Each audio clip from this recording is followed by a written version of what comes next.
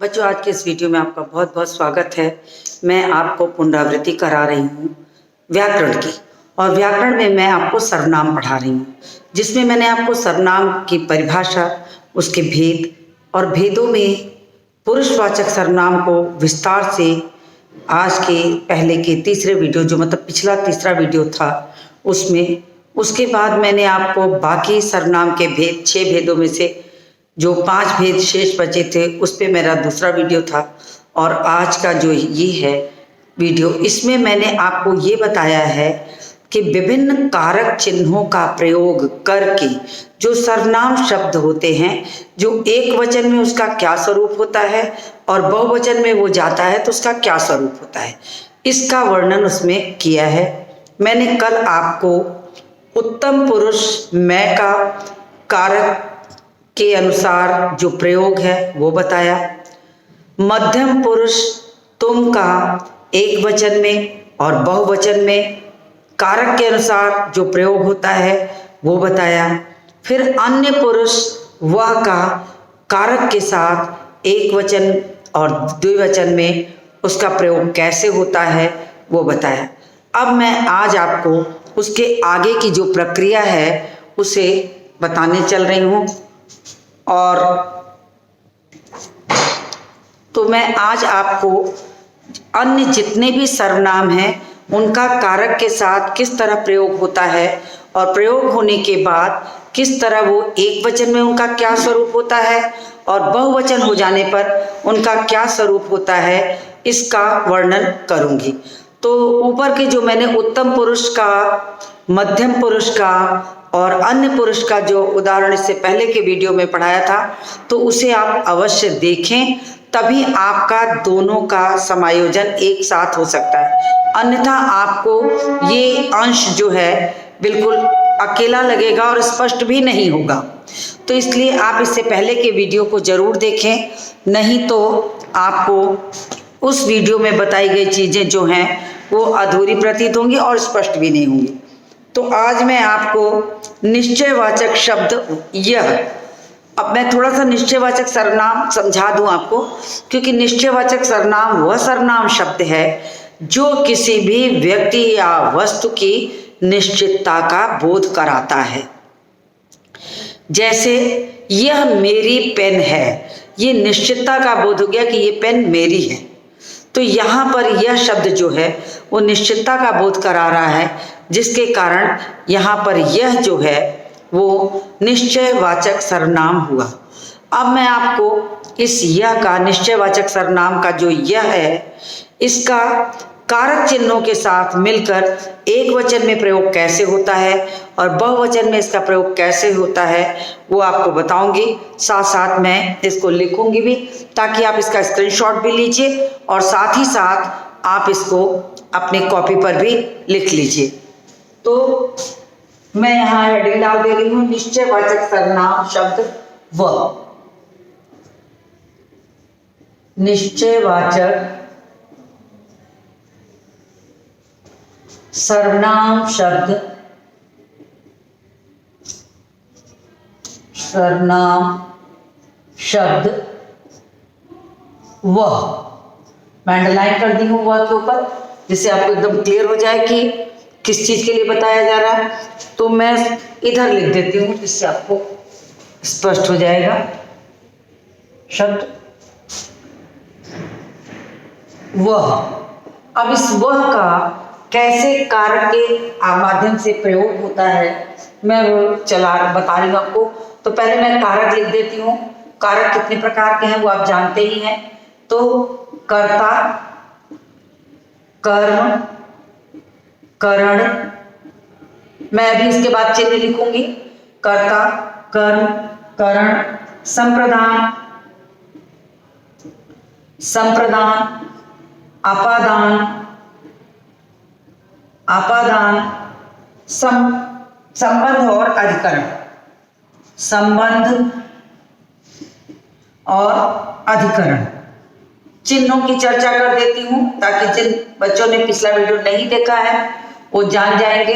कर्ता का चिन्ह होता है ने, कर्ता ने कर्म को करण से मतलब जुड़ा हुआ। जैसे मैं अगर कहूँ कि राम कलम से पत्र लिखता है, तो कलम का जो पर्याय है वो उसके हाथ से जुड़ा हुआ है, जुड़ाव है, तो यहाँ पर करण कारक होगा।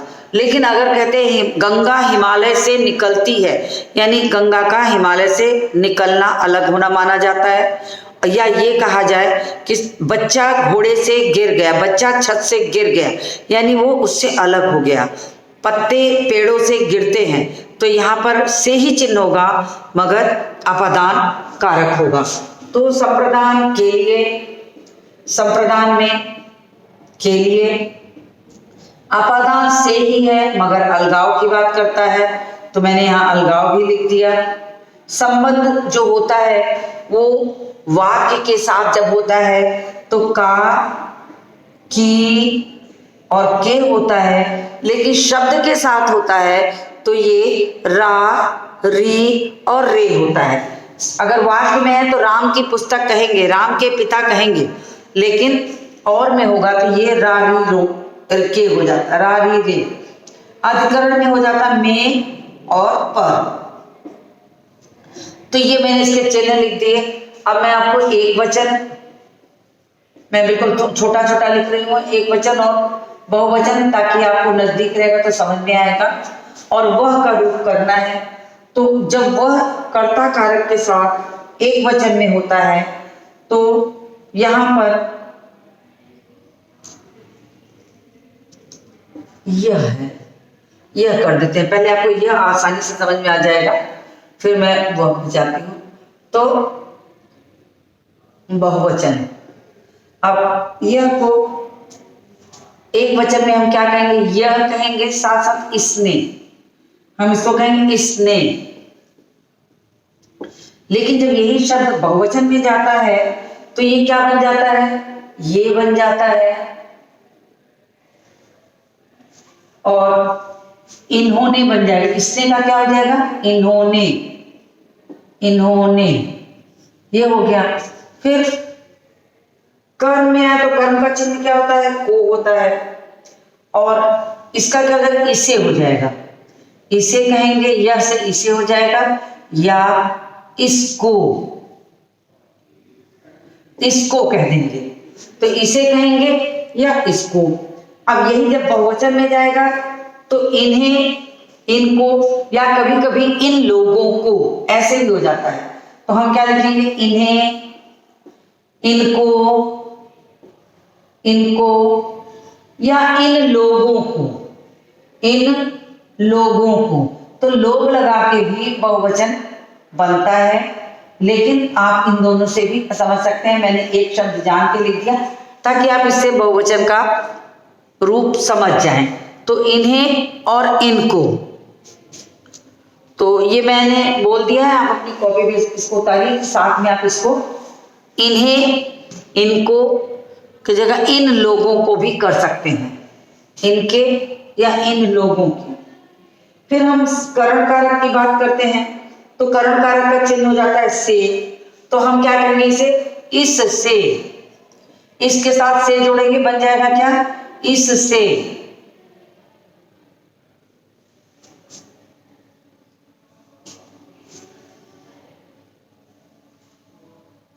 इसके द्वारा, इसके द्वारा कह सकते हैं। फिर उसके बाद इन से कर देंगे, हाँ ये तो हम कहेंगे इन से या इनके द्वारा हो जाएगा, तो ये बहुवचन को सूचित करने लगेगा। फिर जब संप्रदान की बारी आती है तो उसका चिन्ह होता है के लिए, तो हो जाएगा इसके लिए, या कहिए इसके लिए, या इसको भी कह सकते हैं हम, इसके लिए कह सकते हैं, इसके लिए लिख सकते हैं, या इसको भी कहेंगे तो यही भाव आएगा। इसको कह रहे हैं तो भी हो जाएगा कि किसी व्यक्ति, पर्सन, व्यक्ति के लिए कहा जा रहा, तो इसको कह देंगे, तो वहां के लिए का भाव जो है वो छिपा हुआ है। तो हम या तो इसके लिए लिखें या इसको लिख दें। लेकिन ये बहुवचन में जाएगा तो इसको का क्या बन जाएगा, इनको, इनको। तो मैं थोड़ा यहाँ लाइन दे रही हूँ जिससे आपको क्लियर हो जाए। तो इनको फिर उसके बाद अपादान में आएगा तो अलगाव दिखाया जाता है, तो इसके साथ से जुड़ जाएगा, क्या बन जाएगा, इससे। फिर यही से जब बहुवचन में जाएगा तो क्या हो जाएगा, इनसे, इनसे या इन लोगों से। इसको हम कैसे लिख सकते हैं, इन लोगों से, हम ऐसे भी इसको लिख सकते हैं। फिर संबंध की बात आती है तो हम का की के में कह देंगे क्या, इसका, इसकी, इसके। तो इसका, इसकी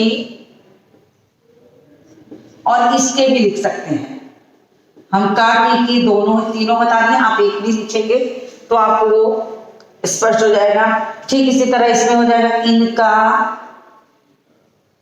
इनका, इनके, इनकी। तो ये हो जाएगा। अब आ गया अधिकरण में। अधिकरण में चिन्ह क्या होता है, में और पर होता है। तो क्या हो जाएगा, इन में, इसमें और इन में। तो हो जाएगा इन में, या हम कह सकते हैं इन पर, इसमें, इस पर। और यही बहुवचन में जाएगा तो क्या हो जाएगा, इनमें, इन पर। तो ये अधिकरण का संबोधन हो गया। यानी कहने का मतलब क्या है कि निश्चयवाचक सर्वनाम का यह शब्द जो है वो कारक के जुड़ने के बाद एक वचन और बहुवचन में किस तरह इसका प्रयोग किया जाता है वो दिखाया गया है। तो आप इसको देख लीजिए, इसका स्क्रीनशॉट लीजिए ताकि आप अपनी कॉपी पर इसको कर सकें। तो मैंने आपको इसमें ये समझा दिया कि कैसे एक कारक के साथ इनके विभक्ति चिन्हों के लगते ही इनका जो ये शब्द है निश्चयवाचक, ये कैसे परिवर्तित होता है। तो इतनी बात आपको स्पष्ट हो गई होगी। तो अब मैं किनारे हट रही हूँ, आप इसका स्क्रीनशॉट लीजिए और फिर मैं इसको रब करूंगी। फिर आपको अनिश्चयवाचक का कोई समझाऊंगी। तो आपका हो गया होगा, तो मैं इसको रब कर देती हूं।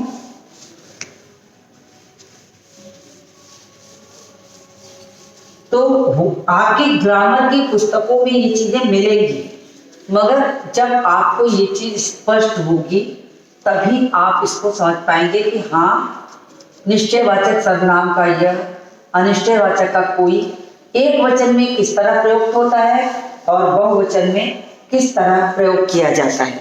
तो इस समय सर्वनाम शब्दों के साथ कारक के प्रयोग करने पर उसका स्वरूप कैसे परिवर्तित होता है, मैं इसका वर्णन कर रही हूँ, यही मैं आपको समझा रही हूँ। तो मैं हेडिंग बदल दे रही हूँ, अनिश्चयवाचक सर्वनाम शब्द, अनिश्चयवाचक सर्वनाम शब्द, अनिश्चयवाचक सर्वनाम शब्द आपको बता रहे कोई। अब देखिए अनिश्चयवाचक सर्वनाम शब्द, अनिश्चयवाचक सर्वनाम किसे कहते हैं उसको मैं समझा दूं। अनिश्चयवाचक सर्वनाम उस सर्वनाम शब्द को कहते हैं जिसमें कोई स्थिति निश्चित न हो। निश्चयवाचक में ये निश्चित था कि यह मेरी पेन है, लेकिन अनिश्चयवाचक में जो शब्द प्रयोग किए जाते हैं उनमें कोई कुछ आदि शब्द को लगाकर अनिश्चय की स्थिति को दिखाया जाता है। जैसे हम कहें दरवाजे पर कोई खड़ा है, तो ये निश्चित नहीं है कि दरवाजे पर कौन खड़ा है। इस कोई ने ये अनिश्चितता के भाव को स्पष्ट कर दिया, तो ये सर्वनाम शब्द हुआ। लेकिन कारक के साथ इसका एक वचन में कैसे प्रयोग होता है और ये जब बहुवचन में जाता है तो कैसे प्रयोग होता है, ये मैं आपको स्पष्ट करके समझाने चल रही हूँ कि कारक के साथ इसका प्रयोग कैसे किया जाता है। तो एक वचन, एक वचन, और फिर बहुवचन। तो ये दोनों ही में ही मैं कारक के साथ इसका प्रयोग करूंगी। अब कारक के साथ जब मैं कर्ता, सबसे पहले मैं कर्ता में आऊं तो कोई शब्द ही लिखा जाता है कर्ता के साथ, कोई या लिखा जाता है किसी ने। कर्ता के साथ हम किसी ने भी शब्द का प्रयोग कर सकते हैं। लेकिन जब ये बहुवचन में जाएगा तो हो जाएगा कि किन्हीं ने।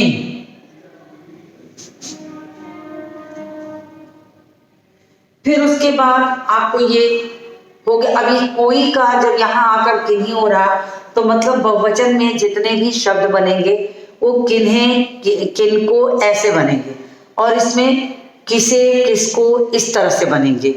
तो आपको इन शब्दों को नहीं भूलना है कि इसका कोई बहुवचन में जाता है तो कैसे इसका रूप परिवर्तित हो रहा है। जब ये याद रहेगा तो बाकी में आप अपने आप इस चीज को आसानी से कर सकते हैं। तो आप इसको ध्यान से देखिएगा। तो कोई का हो गया, जब बहुवचन में गया तो किन्हीं। फिर कर्म कारक का चिन्ह होता है को, तो हम यहाँ पर क्या लिखेंगे, किसी को। अब हम क्या लिखेंगे यहाँ पर, किसी को। लेकिन यही जब बहुवचन में आया तो क्या हो जाएगा, किन्हीं को। तो देखिए कैसे इसका रूप परिवर्तन हो रहा है एक वचन और बहुवचन में। इस बात का ध्यान रखकर आपको आगे का जोड़ते चले जाना है। बस ये ध्यान रखना है कि कारक के जो चिन्ह हैं वो इनके साथ मिले होते हैं। सिर्फ अपादान में जो से है वो अलगाव बोधक होता है, इसलिए कभी कभी वो शब्द के साथ नहीं होता, भाव के साथ होता है, और कभी कभी एक वचन और बहुवचन में भी दिखता है, लेकिन उसका जो भाव होता है वो अलगाव के लिए ही होता है। तो मैं कर्ण कारक का जो चिन्ह है से अथवा द्वारा, देखिए एक चीज और बता दें, बहुत जगह वाक्य की शुद्धता के लिए से लिखने की आवश्यकता नहीं पड़ती। अब ऐसे जगहों पर हम क्या करते हैं, द्वारा लगा देते हैं।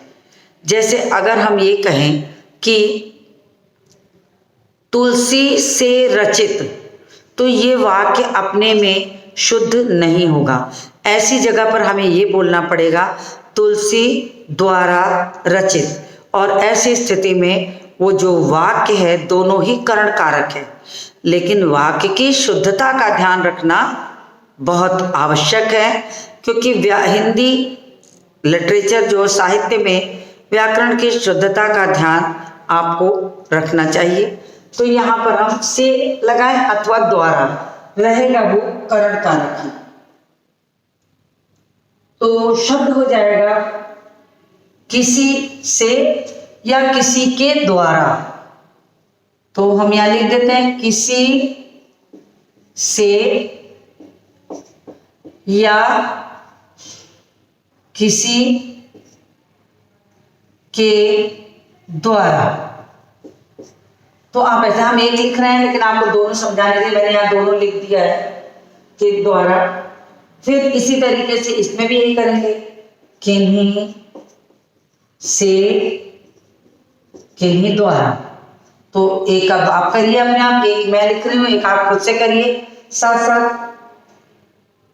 फिर संप्रदान का चिन्ह क्या होता है, संप्रदान का चिन्ह होता है के लिए। अब यहां पर क्या कहेंगे, अच्छा कहीं कहीं पर के लिए चिन्ह को के माध्यम से भी दिखाया जाता है।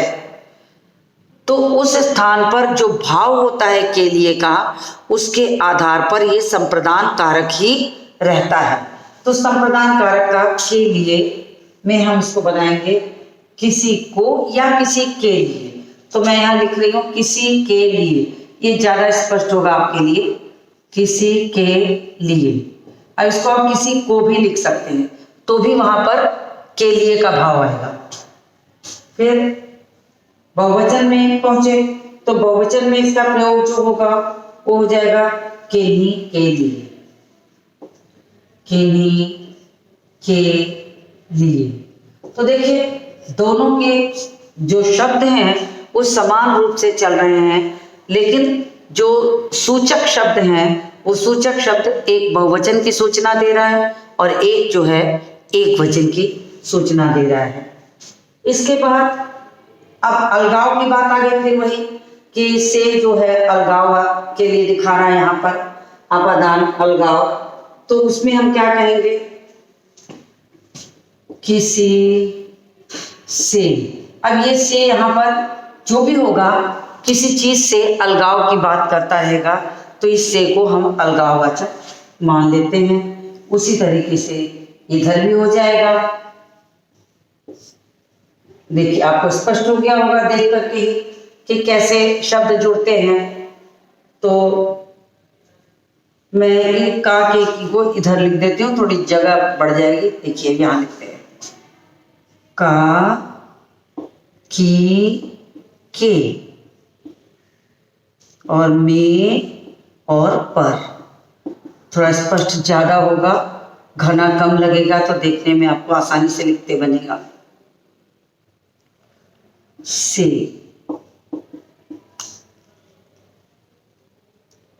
के लिए।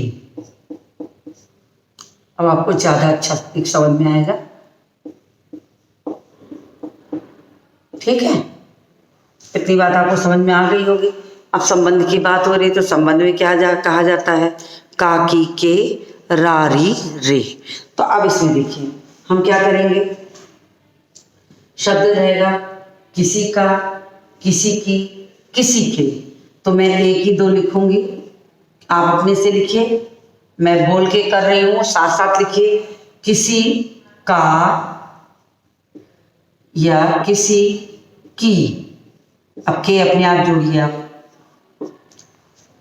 फिर उसी तरह से बहुवचन में आइए, किन्हीं का, किन्हीं की, किन्हीं की हो सकता है। तो इतनी बात समझ में आ गई आपको। अब बचा क्या, अधिकरण। संबंध हो गया अधिकरण में में पर, तो उसी तरह में और पर को जोड़ लीजिए सीधे सीधे। किसी में, किसी पर। उसी तरीके से आपका बहुवचन में जाएगा, किन्हीं में, किन्हीं पर। तो ये मैंने आपको बताया कि कैसे निश्चयवाचक शब्द और अनिश्चयवाचक शब्द को कारक के साथ मिला करके हम एक वचन और बहुवचन में परिवर्तित करते हैं। तो इतनी बात आपको स्पष्ट हो गई होगी। तो आप इसका भी स्क्रीनशॉट लीजिए और बाद में इसको अपनी कॉपी पे करिएगा।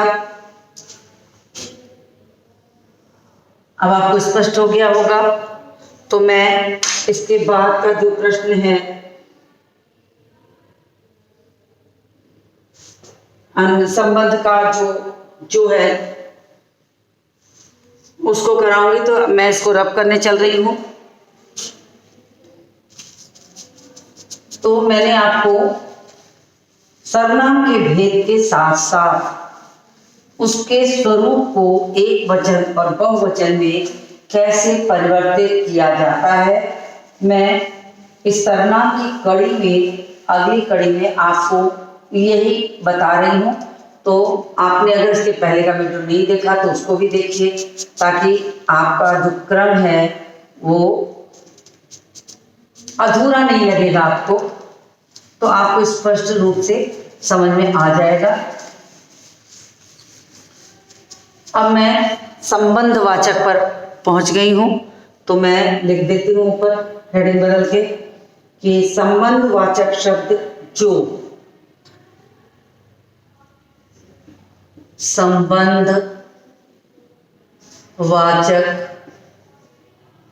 संबंधवाचक शब्द जो। देखिए यहां मैंने लिख दिया। अब मैं इसका बताऊंगी आपको एक वचन और बहुवचन के हिसाब से। एक वचन और बहुवचन। तो ये यहां पर कैसे प्रयोग होगा वो मैं आपको बताने चल रही हूं। संबंधवाचक शब्द के जो वाक्य होते हैं उसमें वाक्यांश का जो एक अंश होता है या उपवाक्य कहना चाहिए, उस उपवाक्य का संबंध दूसरे उपवाक्य से होता है। जैसे हम कहते हैं कि अगर जिसकी लाठी उसकी भैंस, यानी जिसकी लाठी का जो अधूरा उपवाक्य है वो दूसरे वाक्यांश को जब हम उससे जोड़ेंगे, संबंध बनाएगा, तभी वो बात स्पष्ट होगी।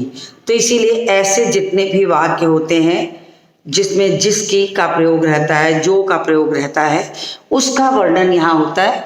तो मैं वही आपको स्पष्ट कर रही हूँ कि कैसे इसका प्रयोग होता है। तो सबसे पहले कर्ता के साथ साथ लिखेंगे तो जो हो जाएगा और जिसने हो जाएगा। देखिए इसके साथ कर्ता का जो चिन्ह है जिसके साथ ने, वो लगा हुआ है, इससे भी आप बहुत अच्छे से समझ सकते हैं। फिर इसका बहुवचन में रूप जाता है तो हो जाता है जिन्होंने, जिन्होंने, जिन्होंने। फिर उसी तरह से फिर कर्म में जाता है तो जिसने का जिसको हो जाएगा, जिसको। यहां हो जाएगा जिनको, शब्द बन जाएगा जिन्हें कह दीजिए या जिनको, जिनको। तो देखिए इसमें भी आपको समझ में आ रहा होगा कि कैसे कारक चिन्ह दिखाई दे रहा है। तो उसी तरीके से आप करण पे जाएंगे, से उसका चिन्ह है तो क्या हो जाएगा, जिससे। यह शब्द क्या बन जाएगा, जिस से। देखिए अलग करके लिख दें तो आपको बिल्कुल स्पष्ट दिखाई देने लगेगा। देखिए चूंकि ऊपर की जो शिरोरेखा है वो जोड़ दी जाती है, इस नाते से आपको वो स्पष्ट नहीं होता, और ये कारक चिन्ह इस तरह घुल मिल जाते हैं कर्ता के साथ कि वो उसके साथ जोड़कर एक शिरोरेखा में लिखे जाते हैं।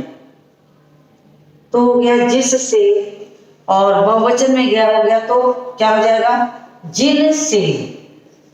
शब्द बन जाएगा जिनसे।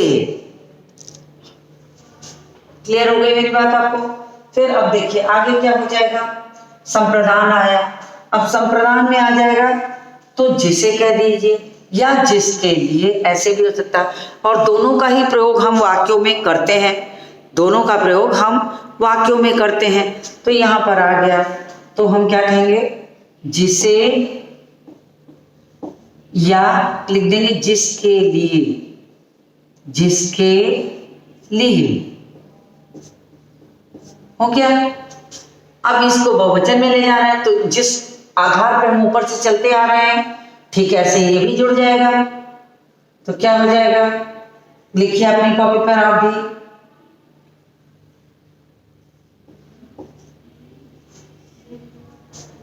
तो हो जाएगा जिनके लिए, जिन्हें, या जिनके लिए कह सकते हैं, या जिन लोगों के लिए, जिनके लिए आप कह दीजिए, या जिन लोगों के लिए। तो वाक्य के अनुसार इसकी शुद्धता का ध्यान रखना पड़ता है। तो जिन लोगों के लिए, तो इससे आपको बिल्कुल स्पष्ट हो जाएगा कि जिन्हें की जगह हम ये भी लिख सकते हैं कि जिन लोगों के लिए। तो ये हो गया। फिर आया क्या, अपादान।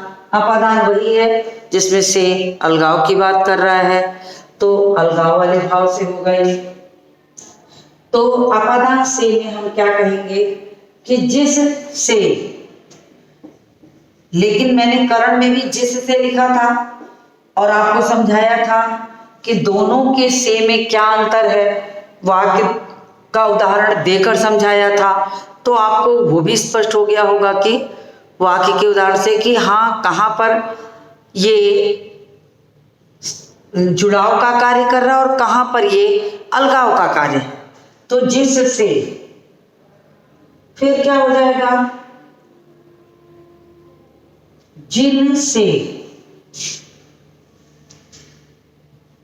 शब्द हो जाएगा, आप भी लिखिए साथ साथ, जिन से। तो आपको स्पष्ट हो गया होगा। अब बचा संबंध। संबंध में का, की, के होता है, तो एक वचन में इसका स्वरूप जो रहेगा वो क्या बनेगा, इसका स्वरूप क्या बन जाएगा, ये शब्द जिस लिखा है तो उसके साथ का जोड़िए, फिर अगले वाले के साथ की जोड़िए, फिर उसके अगले वाले के साथ के जोड़ दीजिए, तो आपको अपने आप स्पष्ट हो जाएगा। तो देखिए क्या बनेगा, जिसका, जिसकी या जिसके, इसमें हो जाएगा जिनका, जिनकी या जिनके। अधिकरण में जिसमें या जिस पर। फिर यही बहुवचन में गया तो कैसे हुआ, जिन में और जिन पर। तो एक शब्द का एक वचन और बहुवचन में कैसे प्रयोग होता है वो मैंने आपको यहाँ समझाया। तो मुझे उम्मीद है कि आपको ये सर्वनाम शब्दों का कारक के साथ प्रयोग करके कैसे एक वचन में और कैसे बहुवचन में प्रयोग होता है ये बात स्पष्ट हो गई है। इसके अगले हिस्से में मैं जो शेष बची चीज़ें हैं वो और कुछ अभ्यास कार्य भी कराऊंगी।